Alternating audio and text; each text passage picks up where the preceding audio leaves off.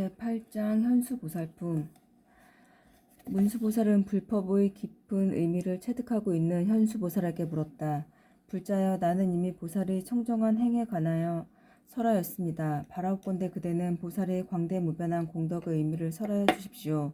현수보살이 대답하였다. 불자여, 잘 들으시오. 보살의 공덕은 광대무변하여 헤아릴 수 없습니다. 나는 자신의 힘에 의하여 그중 일부의 공덕을 설하고자 합니다. 내가 설하는 것은 마치 큰 바닷속의 한 방울 물에 지나지 않습니다. 처음 깨달음을 구하는 마음을 낸 보살은 오로지 꾸준하게 깨달음을 구하며 동요하지 않습니다. 만약 그 일념의 공덕을 열애가 설한다 해도 그 일념의 공덕을 설하여 마칠 수는 없습니다. 하물며 보살이 여러 가지 행을 닦은 공덕에 대해서 다 말할 수는 더욱이 없습니다.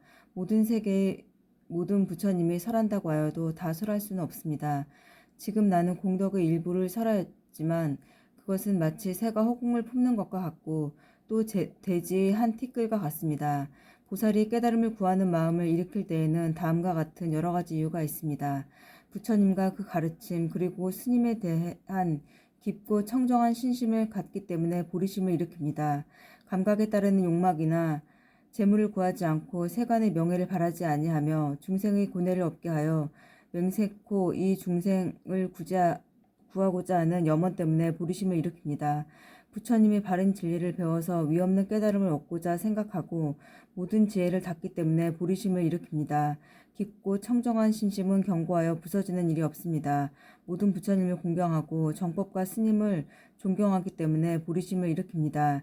신심은 불도의 근본으로서 모든 공덕의 어머니입니다.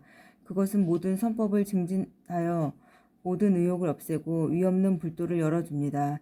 신심은 때가 없고 흐리지 않으며 성내는 마음을 없애고 근신하는 근본입니다. 신심은 최고의 법의 창고이며 청정한 손이 되어 온갖 행을 받아들입니다. 신심은 모든 집착을 떠나고 깊고 오묘한 불법을 깨달으며 모든 선을 행하고 드디어는 반드시 부처님의 나라에 이를 것입니다. 신심의 힘은 견고하여 부서지는 일이 없습니다. 모든 악을 영구히 제거하고 일체의 막영을 넘어서 위없는 해탈의 길을 얻을 수 있습니다. 만약 진실한 불법을 믿는다면 항상 그것을 듣고자 원하며 권태를 느끼는 일이 없을 것입니다. 만약 권태를 느끼는 일이 없다면 마침내는 불가사의한 불법을 깨달을 것입니다. 만약 신심이 견고하여 동요하는 일이 없으면 몸과 마음이 함께 밝고 모든 것이 청정하게 될 것입니다.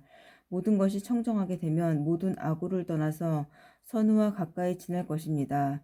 선우와 가까이 하면 헤아릴 수 없는 많은 공덕을 닦을 것입니다. 공덕을 닦으면 온갖 인과를 배우고 그 도리를 깨달을 것입니다. 그 도리를 깨달으면 일체의 모든 부처님이 지켜주며 위없는 깨달음을 향한 마음을 일으킬 것입니다. 위없는 깨달음을 향한 마음을 일으키면 모든 부처님의 가르침 안에 태어나 일체의 집착을 떠날 것입니다. 일체의 집착을 떠날 수 있으면 깊고 청정한 마음을 얻을 수 있으며 모든 보살행을 실천하고 대승의 법을 갖추게 될 것입니다. 대승의 법을 갖추면 모든 부처님에게 공양하고 연불산매가 끊이지 않을 것입니다. 연불산매를 체득하면 항상 시방의 부처님을 볼 수 있으며 부처님의 세계에 항상 안주함을 알 수 있을 것입니다. 부처님의 세계에 안주하게 되면 스스로 불법을 체득하게 되어 한없는 변제를 갖고 무량한 불법을 설할 수 있을 것입니다. 무량한 불법을 설할 수 있으면 모든 중생을 해탈시킬 수가 있고 대비심을 확립할 것입니다. 대비심이 확립되면 깊고 깊은 불법을 기뻐하고 교만심과 게으름을 떠날 수 있을 것입니다. 교만심과 게으름을 떠날 수 있으면 고뇌의 생사에 있으면서도 조금도 근심하는 일이 없고 노력하고 정진할 수가 있을 것입니다. 정진할 수가 있으면 온갖 신통을 얻고 중생의 생활을 알 것입니다. 중생의 생활을 알면 중생에 대하여 법을 설하고 재물을 보시하며 사랑스러운 말로써 중생에게 기쁨을 주며 선행으로써 이끌며 함께 활동할 것이고 헤아릴 수 없는 이익을 베풀 것입니다.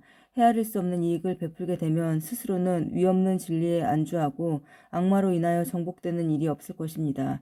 악마로 인하여 정복되는 일이 없으면 부동지에 도달하여 불생불멸의 진리를 체득할 수 있을 것입니다. 불생불멸의 진리를 체득하면 이윽고 성불하는 것이 약속되고 모든 부처님의 깊은 가르침을 깨닫고 모든 부처님이 항상 지켜줄 것입니다. 모든 부처님이 지키게 되면 부처님의 무량한 공덕이 몸에 넘치고 그 모습은 광명으로 빛날 것입니다. 광명을 받아 빛나면 그 광명으로부터 무량한 연꽃이 나타나 그 연꽃 하나하나의 꽃잎에 무량한 부처님이 나타나고 중생을 교화하여 해탈하게 할 것입니다. 중생을 교화하기 위해서 무량한 자제력으로 적절한 곳에 모습을 나타내고 일념 사이에 모든 중생의 마음을 낱낱이 알 수 있을 것입니다.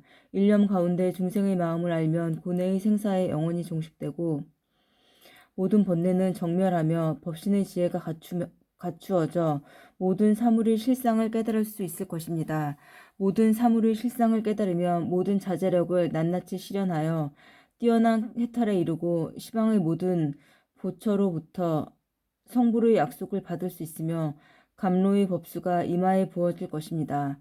감로의 법수가 이마에 부어지면 법신은 허공에 충만하고 시방세계에 안주할 것입니다. 이와 같은 보살의 큰 실천에 의하여 정법은 항상 안주하며 영원히 불멸하게 될 것입니다. 그 힘은 대해와 같이 광대하고 또 금강과 같이 견고합니다. 또 보살은 일념 사이에 시방세계에 나타나 시방세계에서 생각마다 불도를 실천하여 열반에 듭니다. 혹은 남녀의 모습으로 혹은 천신이나 인간, 용, 신의 모습에 의하여 무량한 활동을 하고 온갖 음성을 내어 불법을 설합니다. 이와 같이 보살이 시방세계에 나타나 가득 차는 것은 해인산매의 힘에 의한 것입니다. 또 보살은 일체의 모든 보살을 공양하고 모든 부처님을 공양하고 스스로 발한 광명은 불가사의하며 중생을 교화하는 것이 무량합니다. 이와 같이 모든 것에 자유자재하여 불가사의한 것은 화엄산매의 힘 때문입니다. 또 보살은 모든 부처님을 공양하고자 생각하였을 때 무량한 산매가 생기는 것입니다. 온갖 춤과 음악과 노래와 시로서 모든 부처님의 공덕을 찬탄하고 그 음성이 시방세계에 충만하여도 이것은 모두가 보살의 손 안에서 나오는 것입니다. 또 보살은 중생을 편안하게 하는 산매에 들어서 광명을 바라고 이 광명에 의하여 중생을 해탈시킵니다. 예를 들면 선연이라는 광명은 중생에게 한없이 좋은 과보를 받고 드디어 위없는 진리를 알 수 있게 합니다. 이 빛에 의해서 불법승 삼보가 나타나고 탑과 불상이 세워집니다. 또 제애라고 하는 광명은 모든 중생을 눈뜨게 하고 온갖 애욕을 버리고 해탈의 감로수를 마시게 합니다. 그리고 그때 해탈의 감로의 비가 모든 중생 위에 뿌려질 것입니다. 또 환이라고 하는 광명 역시 모든 중생을 눈뜨게 하고 기쁨에 가득 차서 깨달음을 구하게 하며 위없는 진리의 보배를 원하게 합니다. 그리하여 부처님의 대자비상이 건립되고 온갖 공덕은 찬탄을 받고 그로 인하여 환희의 광명은 완성됩니다.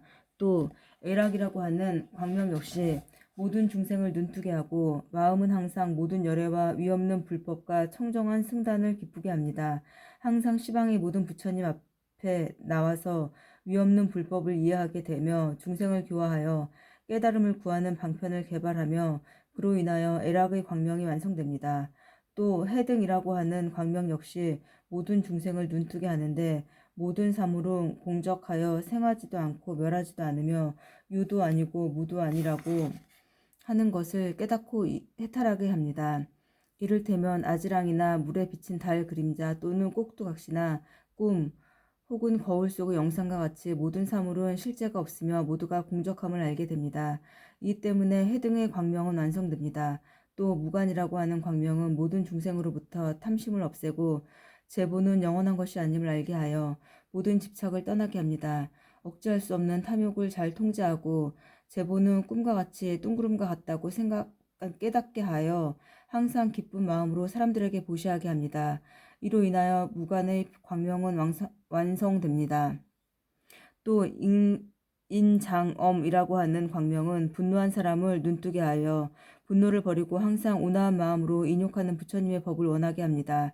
성품이 포악하여 참지 못하는 중생으로 하여금 모든 일을 참게 하고 불도를 구하며 항상 인욕에 대한 부처님의 가르침을 칭찬하게 하여 그로 인하여 인장엄의 광명은 완성됩니다.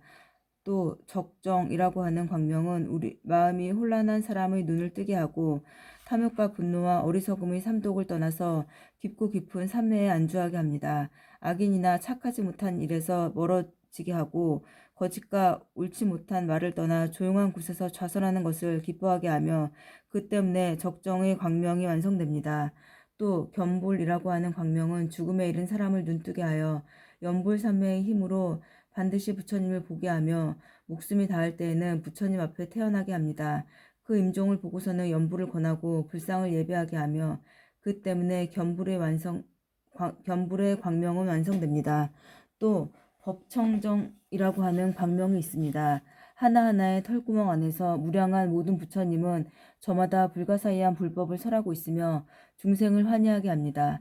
즉 인연에 의하여 생기는 것은 실제가 아니며 열애의 법신 또한 무상한 신체가 아닌 부동으로서 영원하며 그 영원함은 마치 허공과 같다고 합니다. 이 때문에 법청정의 광명이 완성됩니다. 이와 같은 광명은 저마다 무량하고 무변하며 또 그 수는 헤아릴 수 없습니다. 낱낱이 보살이 털구멍에서 나왔고 하나하나의 털구멍에서 나온 광명은 무변무량하며 그 수는 헤아릴 수가 없습니다. 모든 털구멍에서 나온 광명도 또한 이와 같습니다. 그것은 보살이 삼매에 있어서의 자제력 때문입니다. 만약 무량한 공덕을 닦고 무수한 부처님을 공경하고 마음이 항상 위없는 불도를 구하는 자는 이와 같은 광명을 만날 것입니다. 예를 들면 장님이 해를 볼 수 없는 것은 해가 지상에 떠오르지 않아서가 아닙니다. 눈을 가진 자만이 모든 것을 보고 이에 따라서 성과를 얻는 것과 같습니다. 광명도 그와 같아서 보는 자도 있고 보지 못하는 자도 있습니다. 그릇된 소견을 가진 사람은 보지 못하나 지혜가 뛰어난 사람은 능히 볼 수 있습니다. 또 보살은 시방의 세계에 인연이 있기 때문에 자유자재로 오고 가며 출입하여 중생을 구제하고 때로는 삼매에 들고 때로는 삼매에서 일어섭니다. 혹은 동방에서 삼매에 들고 서방에서 삼매로부터 일어나며 혹은 서방에서 삼매에 들고 동방에서 삼매로부터 일어납니다. 이와 같이 삼매에 출입하여 시방에 충만하는 것은 보살에게 있는 삼매의 자제력 때문입니다. 시각으로서 삼매에 들고 색채로서 삼매에서 일어서며 색채의 불가사의함을 봅니다. 색채로서 삼매에 들고 시각으로서 삼매에 일어서도 마음은 혼란하지 않습니다. 시각은 생하는 일도 없고 자성도 없으며 오직 정멸할 뿐이라고 설합니다. 청각으로서 삼매에 들고 음성으로서 삼매에 일어서며 온갖 음성을 듣고 판별합니다. 음성으로서 삼매에 들고 청각으로서 삼매에서 일어서도 마음은 혼란하지 않습니다. 청각은 생하는 일도 없으며 자성도 없고 오직 정멸할 뿐이라고 설합니다. 이와 같이 취각, 미각, 촉각에 대해서도 마찬가지입니다. 마음으로서 삼매에 들고 대상으로서 삼매에서 일어서며 온갖 대상을 식별합니다. 대상으로서 삼매에 들고 마음으로서 삼매에서 일어서는 마음은 생하는 일도 없고 자성도 없으며 오직 정멸하다고 설합니다. 소년의 몸으로 삼매에 들고 장년의 몸으로 삼매에서 일어서며 장년의 몸으로 삼매에 들고 노년의 몸으로 삼매에서 일어섭니다. 노년의 몸으로 삼매에 들고 선한 여인으로서 삼매에서 일어서며 선한 여인으로서 삼매에 들고 선한 남자로서 삼매에서 일어섭니다. 선한 남자로서 삼매에 들고 비구니의 몸으로서 삼매에서 일어섭니다. 비구니의 몸으로 삼매에 들고 비구의 몸을 가지고 삼매에서 일어섭니다. 비구의 몸으로 삼매에 들고 성문의 몸으로 삼매에서 일어서며 성문의 몸으로 삼매에 들고 연각의 몸으로 삼매에서 일어섭니다. 영각의 몸으로 삼매에 들고 열애의 몸으로 삼매에서 일어서며 열애의 몸으로 삼매에 들고 모든 하늘의 몸으로 삼매에서 일어섭니다. 모든 하늘의 몸으로 삼매에 들고 모든 귀신의 몸으로써 삼매에서 일어서며 모든 귀신의 몸으로써 삼매에 들고 하나의 털구멍으로서 삼매에서 일어섭니다. 하나의 털구멍으로서 삼매에 들고 모든 털구멍으로서 삼매에서 일어서며 모든 털구멍으로서 삼매에 들고 하나의 털구멍으로서 삼매에서 일어섭니다.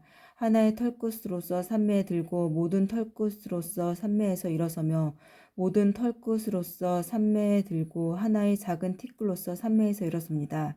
하나의 작은 티끌로서 삼매에 들고 모든 작은 티끌로서 삼매에서 일어서며 모든 작은 티끌로서 삼매에 들고 모든 부처님의 광명으로서 삼매에서 일어섭니다.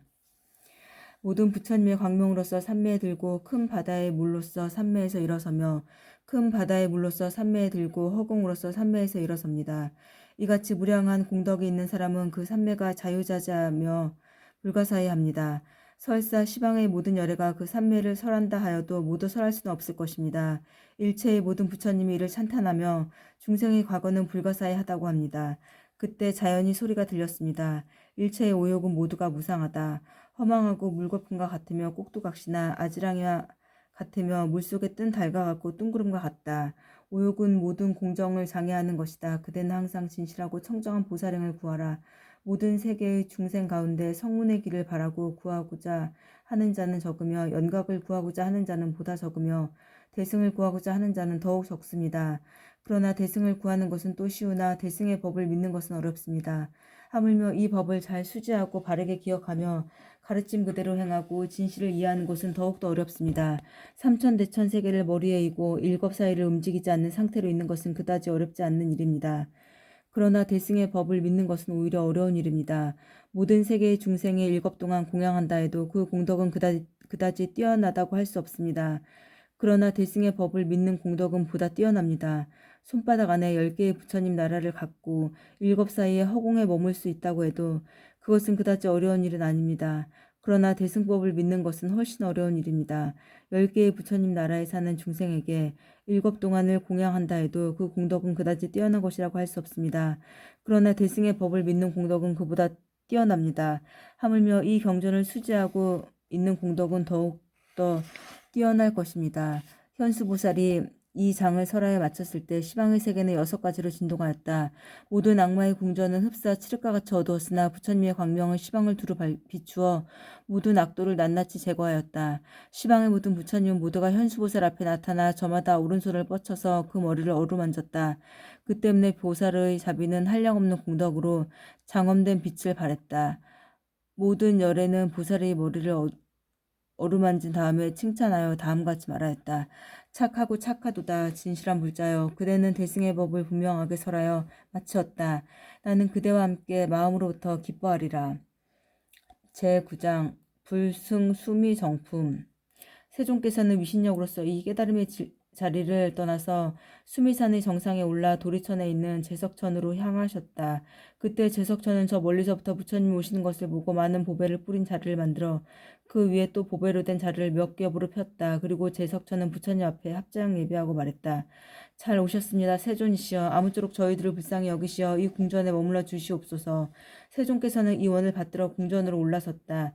그때 제석천의 궁전에서 흘러나오는 무량한 음악은 부처님의 위신력으로 인하여 조용해졌다. 제석천은 과거세에 부처님을 모시고 진리를 지키는 구도자의 고행을 닦던 일을 생각해내고 다음과 같이 말하였다. 가섭불은 대자비를 갖추어 복덕이 원만합니다. 그 부처님은 전에 여기에 오신 적이 있었습니다. 그 때문에 이 땅은 보다 더 축복되었습니다. 구나한 무니불이 지혜는 장애가 없고 복덕이 원만합니다. 그 부처님도 전에 이곳에 오셨습니다. 때문에 이 땅은 보다 더 축복되고 있습니다. 구리손불이의 몸은 흡사 황금의 상과 같고 복덕이 원만합니다. 그 부처님도 전에 이곳에 오신 일이 있었습니다. 그 때문에 이 땅은 보다 더 축복되어 있고 있습니다. 비바부불은 탐욕과 분노와 우치의 삼독을 떠나서 복덕이 원만합니다. 그 부처님도 전에 이곳에 오신 적이 있습니다. 때문에 이 땅은 보다 더 축복되고 있습니다. 시기불은 항상 적연하고 복덕이 원만합니다. 그 부처님도 전에 이곳에 오신 일이 있습니다. 때문에 이 땅은 더 축복되고 있습니다. 비바시불은 흡사 보름달과 같으며 복덕이 원만합니다. 그 부처님도 전에 이곳에 오신 적이 있습니다. 그 때문에 이 땅은 보다 더 축복되고 있습니다. 연등불은 세계를 밝게 비추며 복덕이 원만합니다. 그 부처님도 전에 이곳에 오신 적이 있습니다. 때문에 이 땅은 보다 더 축복되고 있습니다. 이와 같이 제석천은 부처님의 유신력을 받아서 과거의 모든 부처님의 공덕을 찬탄하였다. 10만의 제석천도 또한 저마다 전에 수행하였던 곳에 있는 과거세의 모든 부처님을 찬탄하였다. 그때 세종께서 사자자에 올라 결과부자하였다. 그리고 궁전은 곧 순식간에 넓혀지고 도리천도 같은 넓이가 되었다. 10만의 궁전도 또한 그와 같이 넓어졌다. 제10장 보살, 운진, 묘승, 전상, 설계품. 그때 시방세계에 있는 모든 보살들은 저마다 수많은 보살을 이끌고 부처님을 찾아와 합장하고 예배하였다. 이 세계의 정상 수미산 위에는 보살들이 운집하여 흡사 시방세계와 같았다. 그때 세존께서는 두 발의 발가락에서 아름답고 무수한 광명을 발하여 시방세계의 궁전을 비추었다. 그리하여 거기에 보인 보살들의 광명 속에 떠올랐다. 그때 법회 보살은 부처님의 신통력을 받아서 시방세계를 남김없이 관찰하고 개성을 읊었다. 일체의 모든 부처님은 수미산 정상에 있는 제석천의 묘승전에 나타나셨습니다. 부처님을 반드시 이 무수한 보살들은 시방으로부터 찾아와 결과부자하였습니다. 그리고 법회보살은 대중을 향하여 말하였다. 모든 보살들이여 다음같이 알아야 합니다. 열애의 위신력에 의하여 모든 세계 모든 사람 앞에 부처님이 계십니다. 지금 우리는 부처님께서 제석천의 묘승전에 앉아 계시는 것을 보고 있습니다. 시방세계의 묘승전도 또한 같습니다. 이는 한결같이 열애의 자제력에 의한 것입니다. 모든 세계 안에서 뜻을 세우고 최고의 깨달음을 구하는 자는 먼저 청정한 선을 일으켜 보살행을 닦아야 합니다. 보살은 헤아릴 수 없는 긴 세월을 수행하고 가르침을 펴는 데에도 장애가 없으며 시방을 비추어 어리석음의 어두움을 제거하고 있으니 그 힘은 무엇에도 비교할 수가 없습니다. 또한 일체해 보살은 부처님의 신통력을 받아서 시방세계를 남김없이 관찰하고 다음같이 찬탄하였다. 헤아릴 수 없이 긴 세월 동안 항상 부처님을 배울 수 있기를 원하였습니다. 그러나 그 바른 가르침 안에서도 아직도 진실을 볼 수가 없습니다. 망상에 얽매이고 생사에 윤회하여 마음의 눈은 감겨서 부처님을 볼 수도 없습니다. 또 모든 사물을 관찰하여도 아직도 실상을 볼 수 없습니다. 일체의 모든 사물은 생멸하고 있다고 생각하며 그 관념에 얽매여 있습니다. 만약 일체의 사물은 생하는 일이 없고 멸하는 일도 없음을 깨달을 수 있으면 모든 부처님은 항상 눈앞에 나타날 것입니다. 모든 사물은 본래가 집착도 없고 변하지도 않는 주체가 있는 것도 아니며 공적하여 진실 그 자체까지도 없습니다. 모든 부처님은 본래 공하여 헤아려 알 수가 없습니다. 일체의 모든 사물을 헤아려 알 수가 없다고 깨닫는 자는 어떠한 번뇌 속에 있어서도 그 마음이 오염되지 않을 것입니다. 또한 공덕해 보살은 부처님의 신통력을 받아서 시방세계를 남김없이 관찰한 후 개송을 읊었다. 모든 것은 꼭두각시와 같이 허망하여 실체가 없습니다. 그럼에도 불구하고 사람들은 이에 집착하여 항상 생사에 윤회하고 있습니다. 8가지 바른 길을 알지 못하고 있습니다. 그러니 어떻게 하여 자기의 마음을 알 수 있겠습니까? 또한 도리에 어긋난 견해로 인하여 여러 가지 악을 만들고 있습니다. 사람들은 모든 것이 공함을 보지 못하고 항상 무량한 고뇌를 받고 있습니다. 그것은 부처님의 가르침에 대한 청정한 눈을 완성하지 못하고 있기 때문입니다. 만약 일체의 마음을 알고자 한다면 먼저 부처님의 가르침에 대한 눈을 구하여야 합니다. 그렇게 하면 진실한 부처님을 볼 수가 있을 것입니다. 만약 부처님을 보고서 자기의 마음에 집착하지 아니하면 모든 것의 진실을 깨달을 수가 있을 것입니다. 부처님은 실로 이 진실한 가르침으로 중생을 교화하십니다. 또한 선해보살은 부처님의 신통력을 받아 시방세계를 남김없이 관찰하고 개송을 읊었다. 훌륭하고 훌륭합니다. 한량없는 부처님은 해심을 떠나 스스로 생사를 넘고 해탈하여 중생들도 눈을 뜨게 합니다. 세간의 모든 모습은 모두가 공하여 실체가 없습니다. 그럼에도 불구하고 미혹한 사람은 이것을 진실이라고 생각합니다. 실제로 모든 것에는 그 자체의 본성은 없으며 이 본성이 없는 것으로 성품을 삼아 그 성질이 마치 허공과 같습니다. 만약 이러한 모양을 설한다 하여도 설하여 다 마칠 수가 없습니다. 따라서 지혜 있는 자는 이것을 다함이 없다고 설하지만 그것 또한 다 설한 것이 되지는 않습니다. 이렇게 모든 것의 본성이 허공과 같아 다함이 없기 때문에 불가사의라고 말할 수밖에 없습니다. 또한 진해보살은 부처님의 신통력을 입어 시방세계를 남김없이 관찰하고 개송을 읊었다. 헤아릴 수 없이 긴 세월 동안 모든 고뇌를 받고 생사 속을 유전하고 있는 것은 부처님의 이름을 듣지 못했기 때문입니다. 현재의 부처님은 인연에 의하여 생긴 것이 아닙니다. 과거, 미래의 부처님도 또한 그러합니다. 일체의 모든 것은 차별을 초월하는 모습이라고 하는 것이 부처님의 참 성품입니다. 만약 이와 같이 모든 것의 깊은 뜻을 관찰하면 무량한 부처님의 영원 불별한 진실의 모습 그 자체를 볼 수 있을 것입니다. 진실을 진실이라고 알며 진실하지 않은 것을 진실하지 아니하다라고 아는 것이 이것이 최후의 가장 뛰어난 깨달음이며 그것을 부처님이라고 말하는 것입니다. 모든 부처님은 이와 같이 닦았으면서도 한 가지 법도 얻지 아니하였습니다. 하나에 의하여 많음을 알고 많음에 의하여 하나를 압니다. 또 모든 것을 의지하는 곳이 없이 다만 인연에 의하여 일어납니다. 활동의 주체도 활동구 자체도 함께 얻는 바가 없으며 이것을 구하여도 얻을 수는 없습니다. 이 얻을 수 없는 것이야말로 모든 부처님이 의지하는 곳입니다. 왜냐하면 모든 것에는 의지하는 바가 따로 없고 깨달은 이에게는 집착이 없기 때문입니다. 그 밖에 많은 보살이 부처님의 신통력을 받아 시방세계를 남김없이 관찰하고 개송을 읊었다. 제11장 보살 십주품. 그때 법회보살은 부처님의 신통력을 받아서 보살의 무량한 방편의 산매에 들었다. 법회보살이 산매에 들자 시방의 무수한 부처님이 나라와 그 밖의 무수한 부처님들이 산매의 힘으로 나타났다. 이 부처님들의 이름도 모두가 법회였다. 그때 모든 부처님은 법회보살에게 다음같이 말씀하였다. 훌륭하고 훌륭하도다 선남자여 그대는 능히 보살의 무량한 방편의 산매에 들었도다. 선남자여 그대가 이 산매에 든 것은 시방의 무수한 부처님이 그대에게 신통력을 주었기 때문이다. 또 일체 중생을 구하고자 하는 비로자나 부처님의 서원의 힘과 성근력에 의한 것이다. 또 그대로 하여금 넓은 가르침을 설하게 하고자 생각하였기 때문이다. 또 가르침의 지혜를 키우고 진리의 세계를 열며 중생의 세계를 분별하게 하고 장애를 없게 하며 장애 없는 경지에 들어가게 하기 위해서이다.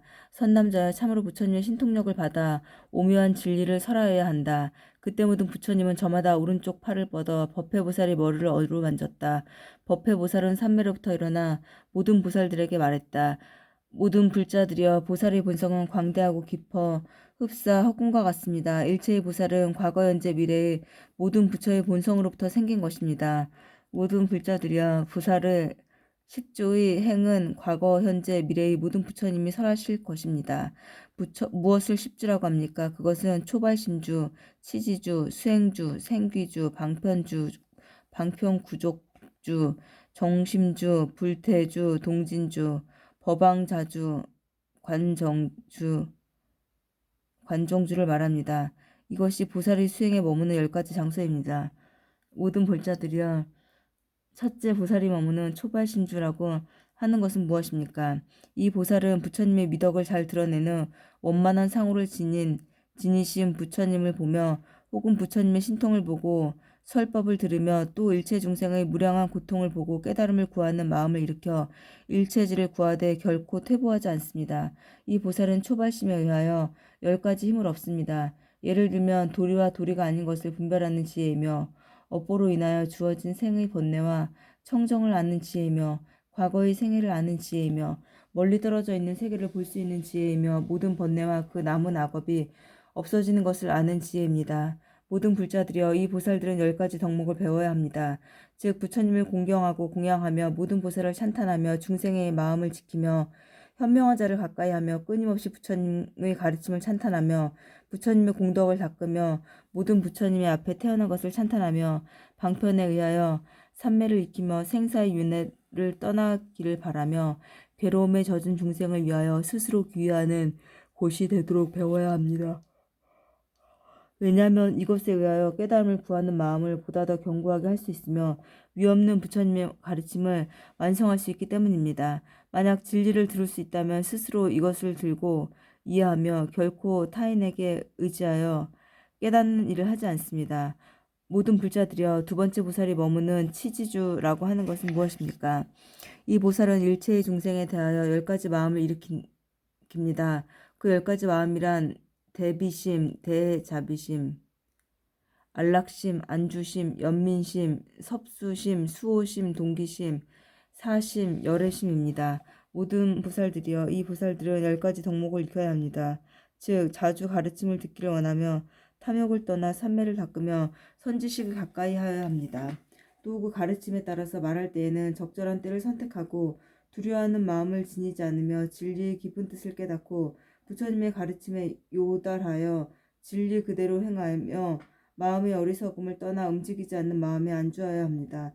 왜냐하면 이와 같이 하여야만 일체 중생에 대하여 대자비를 증진하고자 할 수 있기 때문입니다.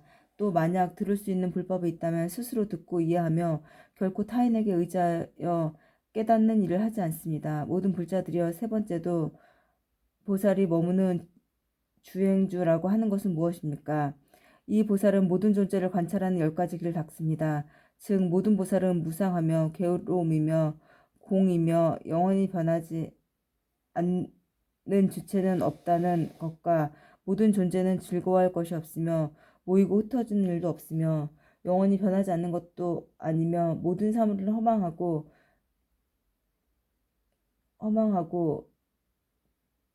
거기에는 견고함이 없다고 관찰합니다.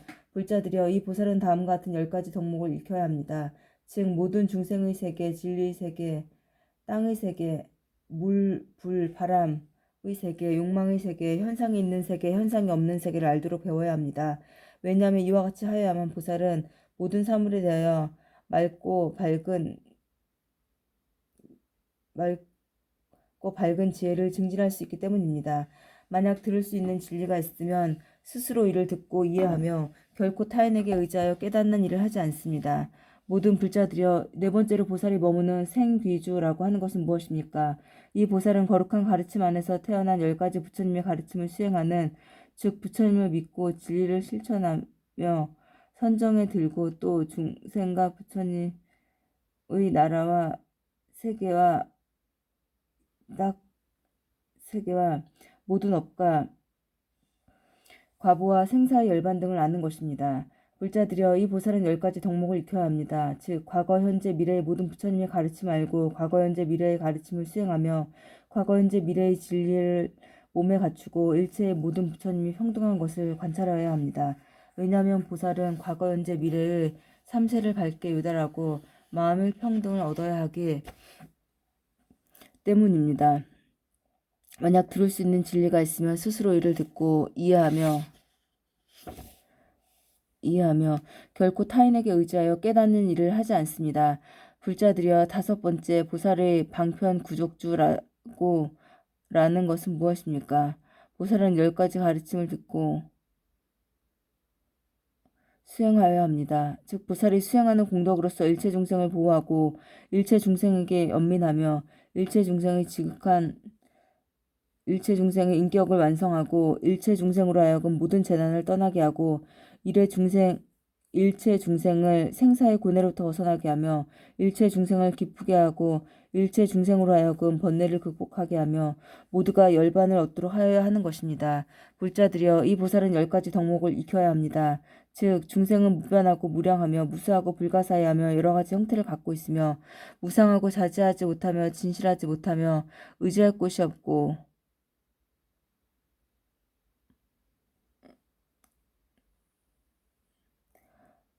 불자들여, 이 보살은 10가지 덕목을 익혀야 합니다. 즉 중생은 무변하고 무량하여 무수하고 불가사의하며 여러가지 형태를 갖고 있으며 무상하고 자제하지 못하며 진실하지 못하고 의지할 곳이 없고 자성이 없다고 하는 것을 익혀야 합니다. 왜냐하면 보살은 자기의 마음에 집착하지 말아야 하기 때문입니다. 만약 들을 수 있는 불법이 있다면 이를 듣고 이해하고 결코 타인에게 의지하여 깨닫는 일을 하지 않습니다. 모든 불자들이여, 여섯 번째로 보살의 바른 믿음이라는 것은 무엇입니까? 보살은 10가지 가르침을 듣고 믿음을 결정하여 흔들리지 않는 마음을 얻습니다. 만약 부처님을 칭찬하거나 비방하는 말을 들어도 마음은 부처님의 가르침 안에 안정되어 있어서 움직이지 않습니다. 진리를 감탄하거나 비방하는 말을 들어도 마음은 부처님의 가르침 안에 인정되어 있어서 움직이지 않습니다. 보살은 칭찬하거나 비방하는 말을 들어도 마음은 부처님의 가르침 안에 안정되어 있어서 흔들리지 않습니다. 보살이 행하는 진리를 산탄하고 비방하는 말을 들어도 마음은 부처님의 가르침 안에 안정되어 있어서 흔들리지 않습니다. 중생의 수는 유한하거나 혹은 무한하다는 말을 들어도 마음은 부처님의 가르침 안에 안정되어 있어서 흔들리지 않습니다. 중생은 더럽혀져 있다든가 혹은 더럽혀져 있지 않다는 말을 들어도 마음은 부처님의 가르침 안에 안정되어 있어서 흔들리지 않습니다. 중생은 구원하기 쉽다 혹은 구원하기 어렵다고 하는 말을 들어도 마음은 부처님의 가르침 안에 안정되어 있어서 흔들리지 않습니다.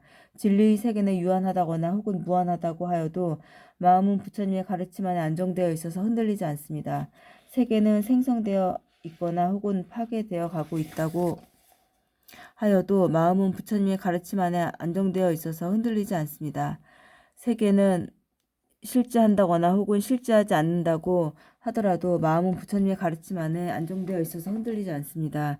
불자들이여, 이 보살은 10가지 복덕을 익혀야 합니다. 즉 존재하는 모든 것은 모습이 없는 것이며 본성이 없고 수행할 수도 없으며 실제가 아니며 진실하지도 않고 자성도 없고 흡사 혹은과 같이 꼭두가시와 같고 꿈과 같고 메아리와 같은 것이라고 알아야 하는 것입니다. 왜냐하면 보살은 일단 얻은 공덕을 다시는 잃지 않는 경지에서 불생불멸하는 절대적인 진리를 깨닫는 평온함을 체득하여야 하기 때문입니다. 또 불법은 스스로 이를 두고 이해할 것인지 결코 타인을 의지하여 깨닫는 일을 하지 말아야 합니다. 불자들이여, 7번째로 깨달음을 학약받는 보살이 머무는 경지는 무엇입니까? 이 보살은 10가지 일에 대한 이야기를 듣고 그 마음을 경고하고자 하여 흔들리지 않고 대답하였다. 즉 부처님은 존재한다고 혹은 존재하지 않는다고 하는 부처님의 가르침 안에 있어서는 결코 물러서는 일이 없습니다. 진리가 있다고 하든 혹은 없다고 하든 부처님의 가르침 안에서는 결코 물러서는 일이 없습니다. 보살이 있다고 하든 없다고 하든 부처님의 가르침 안에서는 결코 물러서는 일이 없습니다. 보살의 행이 있다고 하든 없다고 하든 부처님의 가르침 안에 있어서는 결코 물러서는 일이 없습니다. 보살의 행이 미혹을 초월한다고 하든 초월하지 않는다고 하든 부처님의 가르침 안에 있어서는 결코 물러서는 일이 없습니다. 과거의 부처님과 미래의 부처님과 현재의 부처님이 각각 있다고 하든 없다고 하든 부처님의 가르침 안에서는 결코 물러서는 일이 없습니다. 최고의 깨달음을 여신 부처님의 지혜가 다음이 있어서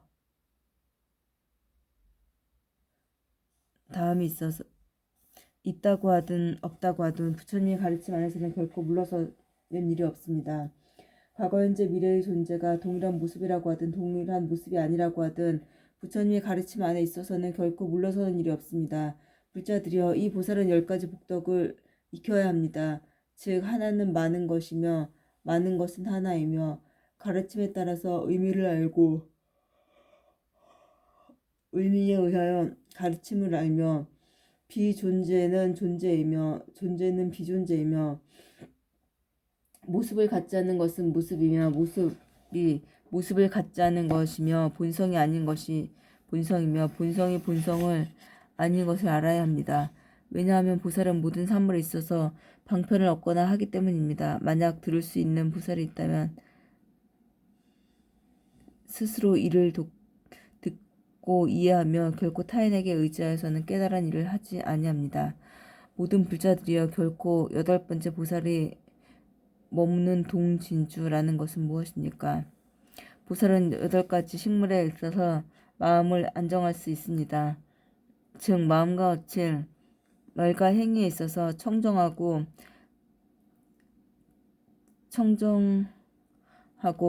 뜻대로 생을 받으며 중생의 마음과 바라보는 것과 본성과 업을 알고 세계의 생성과 소멸을 알며 초인적인 힘을 자유자재하여 장애를 받는 일이 없습니다. 불자들이여, 이 보살은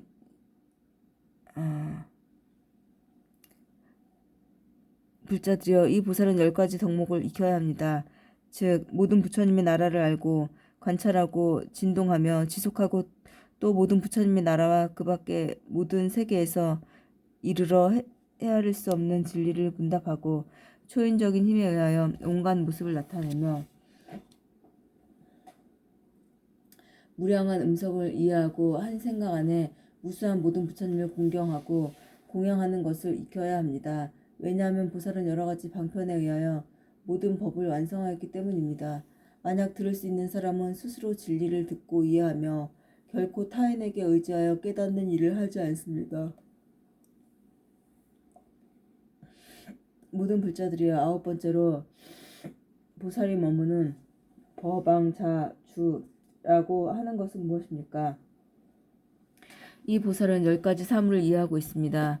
중생의 나라들, 모든 번뇌, 그리고 이별의 아쉬움, 헤아릴 수 없는 진리, 방편, 모든 예의와 작법, 모든 세계의 설정, 과거, 현재, 미래의 흐름의 시간의 흐름, 세간의 도리와 궁극의 진리 등입니다.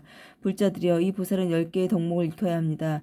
즉 법왕이 머무는 곳과 법왕의 작법, 법왕이 있는 곳에 안주하는 것, 법왕이 있는 곳에 절묘히 들어가는 것, 법왕이 있는 곳을 분별하는 것, 법왕의 진리를 오래도록 지속하는 것, 법왕의 진리를 칭찬하는 것, 법왕이 완전하게 진리를 실천하는 것, 두려워하지 않는 법왕의 진리, 집착을 떠난 법왕의 진리 등을 배워야 합니다. 왜냐하면 보살은 모든 사물에 있어서 장애를 받지 않는 지혜를 얻어야 하기 때문입니다. 만약 들을 수 있는 부처님의 가르침이 있다면 스스로 이를 이해하고 결코 타인을 의지해서 깨닫지 않습니다. 불자들이여, 10번째로 보살이 머무는 관정주라고 하는 것은 무엇입니까? 이 보살은 10가지 지혜를 완성합니다. 즉 헤아릴 수 없는 세계를 진동하고 비추고 지속하고 청정하고 맑히고 또한 그 세계에 들며 또 헤아릴 수 없는 중생의 마음과 행위와 감각의 작용을 알고 온갖 방편에 의하여 중생으로 하여금 번뇌를 극복하고 깨달음을 얻게 합니다. 불자들이여, 보살의 실체는 알 수가 없습니다. 즉 그가 선정에 드는 것이나 초인적인 힘이 자유자재한 것이나 그의 과거 현재 미래의 지혜와 모든 부처님의 모든 나라를 밝히는 지혜와 그의 마음을 경계 등을 낱낱이 알 수가 없습니다. 불자들이여, 보살은 10가지 지혜를 익혀야 합니다. 즉 과거 현재 미래의 지혜, 최고의 깨달음을 여는 부처님의 지혜, 진리의 세계는 장애를 받지 않는다고 하는 지혜, 진리의 세계는 무량무변하다는 지혜, 모든 세계를 비추고 계속하며 지속하며 충실하게 하는 지혜, 모든 지혜를 분별하는 지혜, 최고의 깨달음을 여는 무량무변한 부처님의 지혜 등을 익혀야 합니다. 왜냐하면 보살은 모든 종류의 지혜를 가져야 하기 때문입니다. 만약 들을 수 있다면 스스로 이를 듣고 이해해야 하며 결코 타인에게 의지하여 깨닫는 일을 하지 않습니다. 그때 부처님의 신통력에 의하여 시방이 무량한 부처님 나라는 온갖 모양으로 진동하고 하늘의 꽃과 꽃다발과 하늘옷이 비오듯이 뿌려지고 하늘의 음악은 스스로 소리를 내며 울려 퍼졌다. 제12장 범행품. 그때 정념천자가 법회보살에게 말하였다. 불자여, 온 세계의 모든 보살들이 열애의 가르침을 의지하여 물든 옷을 입고 출가하였으며 어떻게 하여야 청정한 범행을 실천하게 되며 보살의 지위로부터 위없는 보리의 도를 이루게 되는 것입니까? 법회보살이 정념천자에게 답하였다. 불자여, 보살 마하살이 범행을 닦을 때에는 마땅히 10가지 법으로 반연을 삼고 뜻을 내어 관찰하여야 하나니 이른바 몸과 몸의 업과 말과 말의 업과 생각으로 갖는 업과 부처님과 부처님의 가르침과 부처님의 가르침을 실천하는 승단과 계율입니다. 그러므로 마땅히 다음과 같이 관찰을 합니다. 첫째, 만일 몸이 범행이라면 범행은 뚫리지 않을 것이며 진실하지 않으며 탁한 것이며 냄새나는 것이며 부정한 것이며 싫은 것이며 어기는 것이며 잡되고 물든 것이며 송장이며 벌레라고 관찰해야 합니다. 둘째, 만일 몸의 업이 범행이라면 범행은 곧 가는 것, 머무는 것, 앉는 것, 눕는 것, 왼쪽으로 돌아 눕는 것, 오른쪽으로 돌아 눕는 것, 구부리는 것, 펴는 것, 숙이는 것, 우러르는 것을 관찰해야 합니다. 셋째, 만일 말이 범행이라면 범행은 곧 음성이며 말하는 것이며 혀의 움직임이며 이와 입술이 서로 어울리는 것이라고 관찰해야 합니다. 넷째, 만일 말의 업이 범행이라면 범행은 곧 무난하고 약설하고 광설하고 비유로 말하고 직설하고 칭찬하고 헐뜯고 방편으로 말하고 세속 따라 말하고 분명하게 말하는 것이라고 관찰해야 합니다. 다섯째, 만일 뜻이 범행이라면 범행은 곧 깨달음이며 관찰이며 분별이며 기억함이며 생각함이며 요술이며 꿈이라고 관찰해야 합니다. 여섯째, 만일 뜻의 업이 범행이라면 범행은 곧 추위이며 더위이며 주림이며 목마름이며 괴로움이며 즐거움이며 근심이며 기쁨이라고 관찰해야 합니다. 일곱째, 만일 부처가 범행이라면 세곤이 범행인가, 수온이 범행인가, 상온이 범행인가, 행온이 범행인가, 시곤이 범행인가, 맞는 것이 범행인가, 80 종호와 30 이상이 범행인가, 신통이 범행인가, 과부가 범행인가 라고 관찰해야 합니다.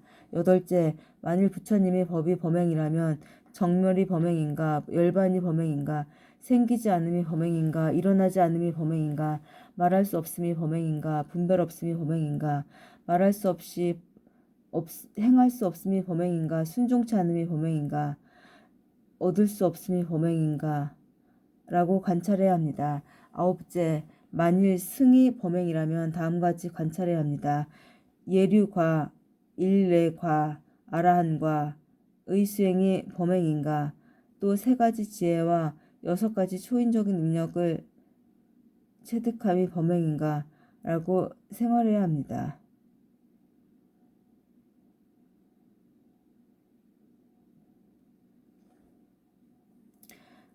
관찰해야 합니다. 열째, 만일 계율이 범행이라면 계단이 계율인가, 청정한 계율이 범행인가, 개사가 주는 개가 범행인가, 머리 깎은 것이 범행인가, 가사 입은 것이 범행인가, 걸식함이 범행인가 라고 관찰해야 합니다. 이상과 같이 보살은 10가지를 관찰해야 합니다. 또한 과거는 이미 멸하였고 미래는 아직 이르지 못하며 현재는 고요하며 업을 짓는 주체도 없고 과보를 받는 주체도 없으며 이 세상은 이동하지 않고 저 세상은 바뀌지 아니할 것입니다. 이 가운데 어느 법이 범행인가? 범행은 어디로부터 왔으며 누가 행하는 것이고 자체는 무엇이며 누구로 말미암아 지어졌는가? 이것이 있는 것인지 없는 것인지 색인지 색이 아닌지 감각인지 감각이 아닌지 상인지 상이 아닌지 행인지 행이 아닌지 식인지 식이 아닌지 어떻게 알 수 있는가? 이렇게 관찰하면 범행이란 것을 얻을 수 없는 까닭이며 삼세의 법이 다 공적한 까닭이며 뜻에 집착이 없는 까닭이며 마음에 장애가 없는 까닭이며 행할 바가 둘이 아닌 까닭이며 방편이 자제한 까닭이며 모양 없는 법을 받아들이는 까닭이며 모양 없는 법을 관찰하는 까닭이며 부처님 법이 평등함을 아는 까닭이며 온갖 부처님 법을 갖춘 까닭에 이것을 보살의 청정한 범행이라고 이름합니다. 다시 10가지 법을 닦아야 하나니 무엇이 10가지 법입니까? 이른바 옳은 것과 그른 것을 아는 지혜, 지난 세상, 지금 세상, 오는 세상의 업과 가보를 아는 지혜, 모든 선정, 해탈, 삼매를 아는 지혜, 모든 근기와 깨달음과 저열함을 아는 지혜, 가지가지 이해를 아는 지혜, 가지가지 경계를 아는 지혜, 온갖 곳에 이르는 길을 아는 지혜, 천한통을 걸림없는 지혜, 숙명통의 걸림없는 지혜, 악업으로 인해 남는 습관을 영원히 끊어내는 지혜, 열의 10가지 힘을 낱낱이 관찰하며 낱낱이 힘써 한량없는 뜻이 있는 것을 마땅히 물어야 합니다. 들은 뒤에는 크게 자비심의 마음을 일으키니 중생을 관찰하여 버리지 아니하며 모든 법을 생각하여 쉬지 아니하며 위없는 업을 행하고도 과보를 구하지 아니하며 경계가 환상 같고 꿈 같고 그림자 같고 메아리 같고 변화와 같음을 분명히 알아야 할 것입니다. 만일 보살들이 이렇게 관행함으로 더불어 응하면 모든 법에 2가지 예를 내지 아니하며 온갖 부처님의 법이 눈앞에 나타날 것이며 처음 발심할 때 최고의 깨달음을 구하는 마음을 얻을 것이며 온갖 법이 곧 마음의 성품임을 알 것이며 지혜의 몸을 성취하되 남에게 의지하여 깨닫지 아니할 것입니다. 13장 초발심 공덕품. 그때 제석천이 법회보살에게 물었다. 불자여, 초발심의 보살은 얼마만한 공덕을 완성하고 있습니까? 법회보살이 대답하였다. 불자여, 그 도리는 심어놔야 알기 어렵고 믿기 어렵고 또한 이해하기가 어려우며 설하기도 어렵고 판별하기도 어렵습니다. 그러나 나는 부처님의 신통력을 받아서 그대에게 설하고자 합니다. 불자여, 예를 들면 어떤 사람이 동방의 무수한 세계의 중생을 오랫동안 공양하고 그 뒤에 오계를 행한다고 합니다. 또 동방의 세계에서와 같이 사방팔방 시방의 세계의 중생에게도 그와 같이 한다고 합시다. 이렇게 한다면 이 사람의 공덕은 많다고 할 수 있습니까? 제석천이 말했다. 불자여, 모든 열애 이외에는 이 사람의 공덕과 비교될 만한 사람은 없습니다. 법회보살이 제석천을 향하여 말했다. 불자여, 이 사람의 공덕이 아무리 많아도 초발심을 한 보살의 공덕에는 비할 수 없습니다. 비유한다면 그 100분의 1, 1000분의 1, 100천분의 1, 억분, 100억분, 1000억분 내지 헤아릴 수 없으며 따라서 그 공덕은 다함이 없고 설할 수도 없을 만큼 많습니다. 불자여, 또 어느 사람이 시방의 무수한 세계의 중생을 오랫동안 공양하고 그 뒤에 십선을 행한다고 합시다. 또 긴 세월 동안 공양한 뒤에는 사선을 행한다고 합시다. 이와 같이 하여 모든 중생에게 혜택을 베풀고자 하는 자비심으로써 물질을 초월한 경계에 안정하도록 하며 한번 다시 태어남으로써 깨달음을 얻은 경계에 이르도록 하고 매혹의 세계에 다시는 태어나지 않는 경계와 아라한의 경계에 이르도록 하며 최후에는 영각의 깨달음을 얻게 한다고 한다면 어떠하겠습니까? 이 사람의 공덕은 없다고 생각합니까?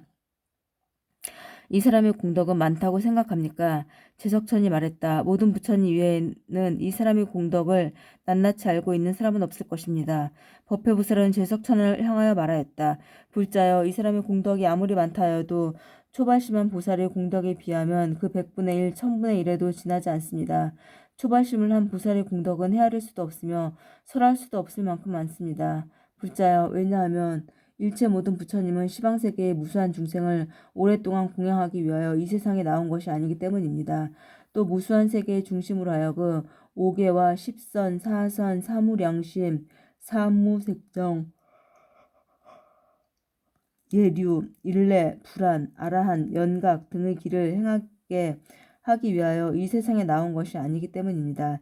일체의 모든 보살이 처음으로 깨달음을 구하는 마음을 일으켰던 것은 부처님의 가르침이 끊이지 않게 하기 위함이며 모든 세계는 스스로 청정함을 알게 하기 위함이며 모든 중생을 구하고 깨달음을 열고자 생각하기 때문이며 모든 중생의 번뇌와 그 오염 그리고 이별의 아쉬움 마음의 움직임을 알기 때문이며 모든 중생이 여기에서 죽고 저기에서 태어나는 것을 알기 때문이며 또 일체 모든 부처님의 세계가 평등하다는 것을 알기 때문입니다. 불자여도 다음과 같은 예가 있습니다.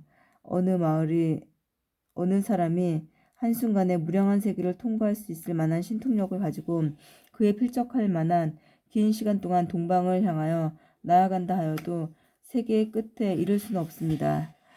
또 두 번째 사람이 앞 사람의 뒤를 이어서 다시 긴 시간 동안 동방을 향하여 나아간다 하여도 역시 세계의 끝에 이를 수는 없습니다. 이와 같이 하여 제3, 제4 내지 제10의 사람이 동방을 향하여 나아간다 하여도 마찬가지로 그 끝에 이를 수는 없습니다. 또 이 동방의 경우와 같이 시방세계에 있어서도 모두 합쳐서 100명의 사람이 저마다의 방향을 향하여 나아갈 때 설사 시방의 세계의 끝에 이를 수 있다고 가정한다 하여도 초발심을 한 보살의 공덕의 양은 알 수가 없을 것입니다. 왜냐하면 초발심을 한 보살은 한정된 세계의 중생만을 위하여 보리심을 일으킨 것이 아니기 때문입니다. 시방의 무변한 세계의 실정을 알고 그 세계의 일체의 중생을 구하고자 생각하기 때문에 최고의 깨달음을 구하는 마음을 일으킨 것입니다. 또 작은 세계는 곧 커다란 세계라고 알고 커다란 세계는 곧 작은 세계임을 알며 넓은 세계는 곧 좁은 세계임을 알고 좁은 세계는 곧 넓은 세계임을 알며 하나의 세계는 곧 우량한 세계임을 알고 무량한 세계는 곧 하나의 세계임을 알며 무량한 세계는 곧 하나의 세계에 드는 것임을 알고 하나의 세계는 곧 무량한 세계에 드는 것임을 압니다. 또 더럽혀진 세계는 곧 깨끗한 세계임을 알고 깨끗한 세계는 곧 더럽혀진 세계임을 알며 하나의 털구멍 속에 일체의 세계가 있음을 알고 일체의 세계 속에 일체의 털구멍의 성질을 알며 하나의 세계로부터 일체의 세계가 생하는 것을 알고 세계의 세계는 흡사 허공과 같음을 압니다. 또 일념 사이에 일체의 세계를 낱낱이 알고자 하기 때문에 보살은 위없는 궁극의 깨달음을 향하여 마음을 일으키는 것입니다. 불자여 또 다음과 같은 비유를 들 수 있습니다. 신통력을 가지고는 한순간에 무량한 세계에 사는 모든 중생의 소망을 알 수 있지만 사람이 아득한 시간에 걸쳐 제 아무리 능력을 다해도 동방의 일체 세계에 있는 중생의 소망을 알 수는 없다는 것입니다. 이와 같이 제2, 제3 내지 제10의 사람이 그 뒤를 이어서 시간을 다해도 동방세계에 사는 중생의 소망을 낱낱이 알 수는 없습니다. 또 시방세계의 중생에 대해서도 마찬가지입니다. 그러나 가령 시방의 무변한 세계에 사는 중생의 소망을 낱낱이 알 수가 있다고 하더라도 초발심을 한 보살의 공덕을 알 수는 없을 것입니다. 왜냐하면 초발심의 보살은 한정된 세계의 중생의 소망을 알기 위하여 최고의 깨달음을 구하는 마음을 일으킨 것이 아니기 때문입니다. 보살의 위없는 깨달음을 향한 마음을 일으킨 것은 일체 중생의 다함이 없는 소망의 대해를 알고자 하는 중생의 욕망은 하나의 욕망이며 하나의 욕망은 일체의 욕망임을 알고자 하며 또 착함과 착하지 않음에 대한 욕망, 세간 혹은 출세간에 대한 욕망, 커다란 지혜의 욕망, 청정한 욕망, 장애가 없는 지혜의 욕망, 장애를 받지 않는 지혜를 갖춘 욕망 등을 낱낱이 알고자 하기 때문입니다. 불자여 혹은 중생의 감각기관, 희망, 방편, 마음, 움직임, 모든 업, 번뇌 등은 낱낱이 알고자 하는 것을 비유로 들 수 있습니다. 불자여 혹은 그 다음과 같은 비유도 들 수 있습니다.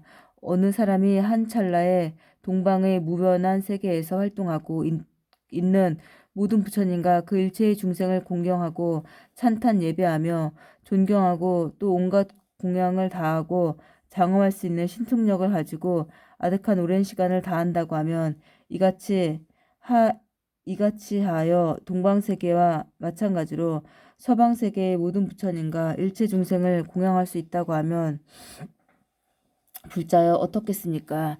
이 사람의 공덕은 많다고 생각합니까? 제석천은 이에 대답하였다. 오직 부처님만이 이 사람의 공덕을 알고 있으며 다른 사람은 도저히 알 수가 없을 것입니다. 법회보살이 말했다. 불자여 이 사람의 공덕은 초발심한 보살의 공덕에 비한다면 그 100분의 1, 1000분의 1에도 지나지 않을 것입니다. 초발심한 보살의 공덕은 헤아릴 수 없을 만큼 많습니다. 따라서 설할 수도 없습니다. 초발심을 바란 보살이 보리심을 내면 무한한 과거로부터 활동해온 모든 부처님의 지혜를 알 수 있으며 무한한 미래를 향하여 활동하고자 하는 모든 부처님의 공덕을 믿을 수가 있으며 현재의 모든 부처님의 세계를 지혜를 알 수가 있습니다. 또 이 보살은 3세의 모든 부처님의 공덕을 믿고 가르침을 받으며 행하고 체득하여 모든 부처님의 공덕과 같게 됩니다. 왜냐하면 초발심을 바란 보살이 최고의 깨달음을 향한 마음을 일으키는 것은 다음의 이유에 근거하기 때문입니다. 즉, 이 보살은 일체의 모든 부처님의 본질을 끊이지 않게 하기 위하여 커다란 자비심을 가지고 모든 세계의 중생을 구하고자 생각하기 때문이며 또 모든 중생의 오염이나 청정함이 생기는 실정을 알고자 하기 때문입니다. 또 모든 중생의 마음을 움직임이나 남은 업으로 인한 번뇌를 낱낱이 알기 때문이며 또 3세의 모든 부처님의 위없는 깨달음을 알고자 생각하기 때문이며 또 3세의 부처님께서 가지신 힘을 이어받아 그 한없는 평등을 지혜를 얻고자 하기 때문에 이 보살은 위없는 깨달음을 향한 마음을 일으킨 것입니다. 이 초발심을 바란 보살이야말로 실은 부처님인 것입니다. 이 보살은 3세의 모든 부처님의 세계와 마찬가지로 열의 한마음과 한량없는 마음과 3세의 모든 부처님과 평등한 지혜를 얻고 있습니다. 그는 모든 세계를 비추고 모든 악도의 고통을 잠재우며 모든 세계에서 성불을 하는 것을 실현하고 모든 중생으로 하여금 불법의 기쁨을 얻게 하고 그 깊은 진리의 세계를 깨닫게 합니다. 또 모든 부처님의 본성을 지키며 모든 부처님의 지혜와 광명을 얻고 있습니다. 초발심을 발한 보살은 항상 3세의 모든 부처님과 그 가르침과 모든 보살, 영각과 성문 내지 그 법, 세간, 출세간의 법, 중생의 법 등을 떠나지 않고 그대로 깨달음을 구하며 그 지혜는 장애를 받는 일이 없습니다. 그때 부처님의 신통력과 초발심을 발한 보살의 공덕을 찬탄하는 힘에 의하여 시방의 끝없는 모든 부처님의 세계가 6가지로 진동하였다. 그리고 하늘의 꽃과 하늘의 향기와 하늘의 꽃다발과 하늘의 보배가 비처럼 뿌려져 미묘한 음악이 울려 퍼졌다. 그때 끝없는 시방세계의 모든 부처님은 낱낱이 그 몸을 법회보살의 앞에 나타내셨다. 그리고 법회보살에게 말씀하셨다. 착하고 착하도다 불자여 그대는 능히 초발심의 공덕을 설하였다. 시방에 한량없는 모든 부처님도 또한 낱낱이 초발심의 공덕을 설하고 있다. 그대가 초발심 보살의 공덕을 설하였을 때 시방의 중생은 모든 초발심 공덕을 얻고 무상한 깨달음을 향한 마음을 일으킨다. 우리는 이제 중생들에게 약속하나니 그들은 미래세에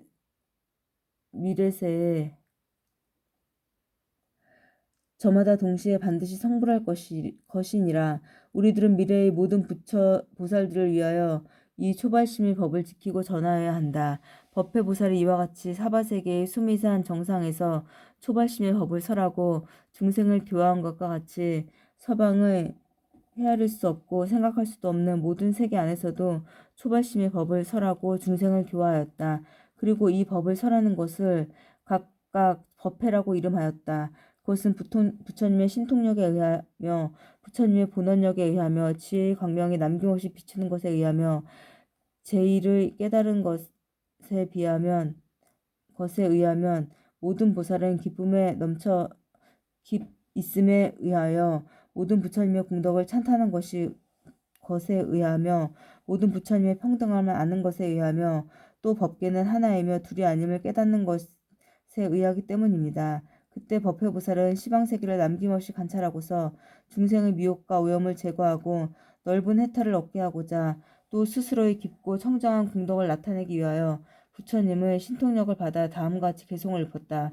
초발심의 보살은 일체 중생 안에서 항상 분노를 떠나 대자비를 일으키며 남을 이롭게 하는 마음을 기릅니다. 그 자비의 빛은 시방세계를 비추어 중생을 위한 의지처가 되도록 하며 모든 부처님은 이 보살을 지키고자 염원합니다. 그 어느 것도 이 보살의 신심을 방해할 수는 없습니다. 그것은 흡사 금강과 같이 견고하며 항상 모든 열애의 밑에서 은혜를 안고 은혜에 보답합니다. 보살은 부처님의 지혜를 완성하여 그 뜻에 막힘이 없습니다. 또 진실한 세계를 분명하게 깨달아 마음은 정멸하고 허망을 떠나 있습니다. 그리고 그 마음의 힘은 고요하고 평안하며 지혜의 힘은 청정합니다. 보살은 미래의 끝까지도 다하여도 중생에게 힘을 바쳐 드디어는 해탈을 얻게 하고자 생각하며 다음 없는 생사 안에서 어떠한 지옥의 괴로움을 받아도 중생을 위하여 힘을 다합니다. 하나의 털구멍 안에서 시방의 세계를 보니 그 세계는 미묘하게 장엄한 모습을 띠고 있어 모든 부처님과 모든 보살이 여기에 모여 있습니다. 만약 시방세계의 일체 3세의 모든 부처님을 만나 받들고자 하며 또 헤아릴 수 없는 깊은 공덕을 얻고자 원하며 혹은 일체 중생의 끊임없는 생사의 괴로움을 얻고자 생각한다면 진정으로 이 서원을 세워서 곧 깨달음을 향한 마음을 일으켜야 합니다.